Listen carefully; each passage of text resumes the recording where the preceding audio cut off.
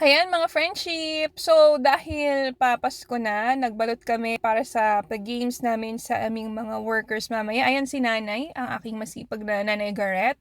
And ayan ang aking panganay na lalaki, si Miggy, at ang aming bunso, si CK.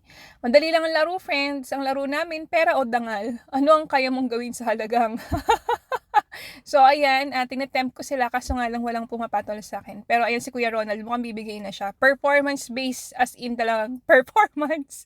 Okay, go Kuya Ronald. Ayan, syempre dapat sa harap. Tingnan natin, Bongga. Si Kuya Vic, syempre hindi pa patalo si Kuya Vic. Yes! Ayan, at isa pa nga, humirit pa ng isa si Kuya Vic. Partida, hindi niya kailangan ng alak. Lagi lang talaga siyang masaya.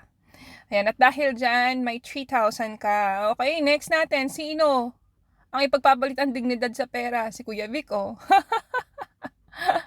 Ayan ang masisipag naming workers. Asan na si Kuya?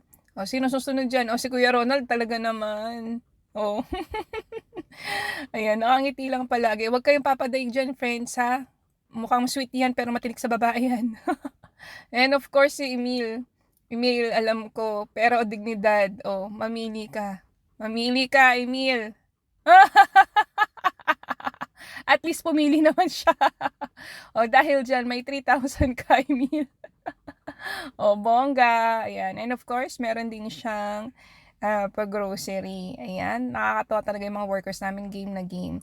And dahil nga hindi naman kasama sa game si Kuya Mandy, dahil siya ang pinaka-foreman, ayan, ayaw kasi ni Peter hindi siya naglaro. Ayan si Kuya Mandy, yung foreman namin, pinilit ko na lang siya maglaro. Buti naman at game na game si Kuya Mandy. Kuya Mandy, isayaw mo na yan. Pera o dignidad, ano ang pipiliin mo? Ayan na. Diyos me. Pang alas 12 yung sayaw. At dahil dyan, syempre, meron ding premyo si Kuya Mandy dahil sumayaw siya. Ayun lang. So, very short lang dahil sila ipapauwi na. Sana mag-enjoy kayo. Bye!